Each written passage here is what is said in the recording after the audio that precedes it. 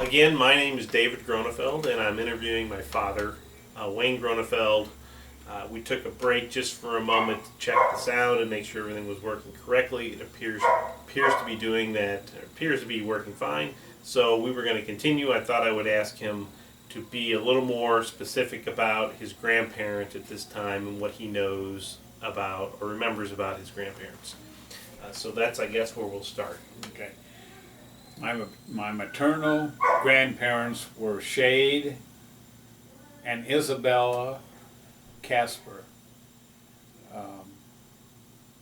Shade Casper, in my experience, my personal experience, owned the tavern in Cottleville all through my younger years. But earlier, he had rented a farm on Highway N. The farmhouse is still there, but the farm is mostly subdivision now. But he rented that farm. I think he rented it from a family called Gasses, or Gast, or Gas, according to what my mother has told me. He also apparently was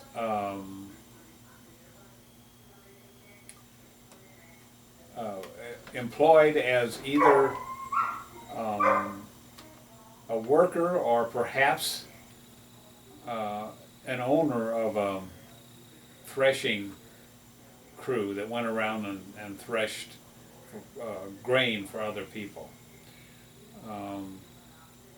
So he did farming for a lot of his life, and then he owned the tavern. That's the best I know about him. His wife's name was Isabel Weber.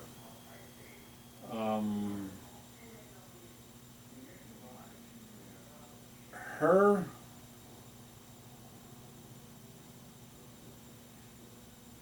I believe it was her parents, I believe it was her father, was a stonemason. She was a housewife all the time that I've known her, and I've never heard any stories other than that. Her father was a stonemason. I think it was her father who was a stonemason. And according to my mother's story, he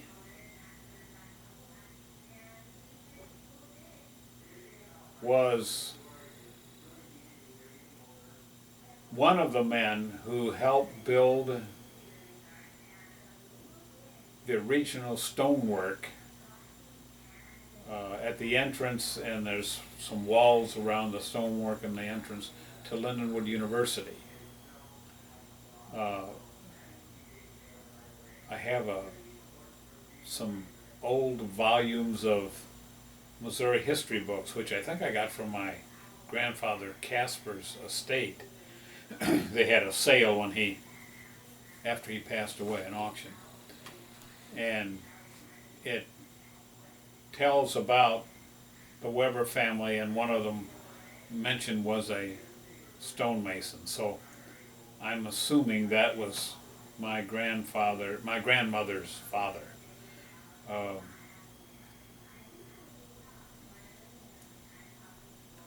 My paternal grandparents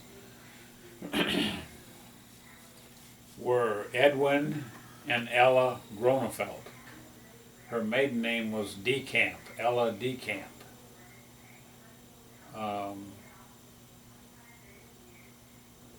I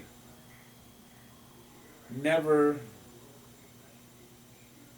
paid a lot of attention to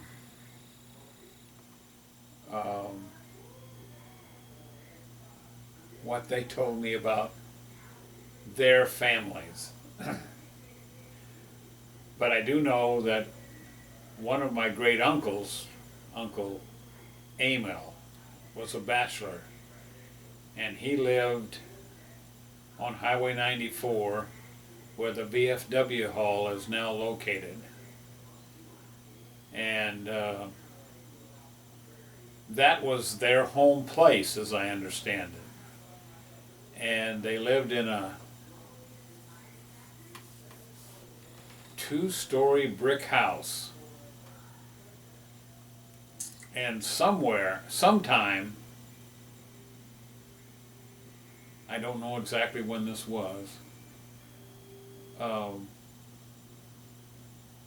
big windstorm came along and blew the top floor off of the house. When they decided the bottom floor apparently was in pretty good shape after the windstorm. When they decided to rebuild, they just didn't build the second floor on there, just built a roof over the top, over the first floor. And when his parents died, then my Uncle Emil, great Uncle Emil, lived there until he passed away. He was a bachelor. And my mother, my dad, Decamp? yes, Emil D. Camp. Okay. My dad used to visit him quite often. Just check in on him and go there and chew the fat and see how he was doing. And my mother would oftentimes bake him pies. So when my dad went over to visit him, he would take some food along, and usually that included a pie. Well, one time my mother asked my dad, I guess she never did ask him this previously, but one time he came back home and she asked him, well, how did Emil like the pie I sent last time? And he said, well, he told me he fed it to the dog. So that was the last pie Uncle Emil got from Grandma. Mm. So, and he lived there, and he was a strange guy. I never met him very often. Dad didn't usually take any of his kids along with, or he didn't take me along with him. I don't know about Dallas and Gerald. But he was a strange guy. Apparently, when he died, they invited, he didn't have any children of his own, so his relatives were all great nieces and nephews and nieces and nephews. And so, since he was my father's uncle, not my mother's uncle, and my father had passed away before he did, that meant that my father's share went to myself and my 2 brothers. And so we got a little bit of an inheritance, but also they invited all the nieces and nephews and great nieces and great nephews over to his place to pick out things that they might want. Well, I was reluctant to go there because I didn't feel like, I didn't want to appear to be like a scavenger or whatever. But all of us came there, and we each took a few little things. I think I got a saw, and I got a 1938 calendar, which I got because that was my birthday. And I got I'd call it a journal. It's not a journal, but it's a accounts book that he had. And apparently what he would do is he would sell cattle to individuals, that they would butcher them for the meat. But he was a strange guy, and he was apparently very tight with the dollar, because this room,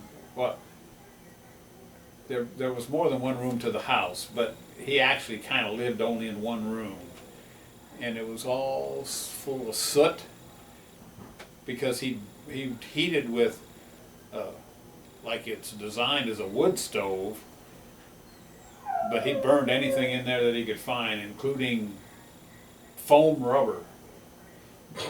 Just Didn't co- I guess I don't know where he collected it from, but he must have got it from somewhere. I'm sure he didn't pay anybody for it. So he was in there burning tires and stuff, huh? Yeah, that's right.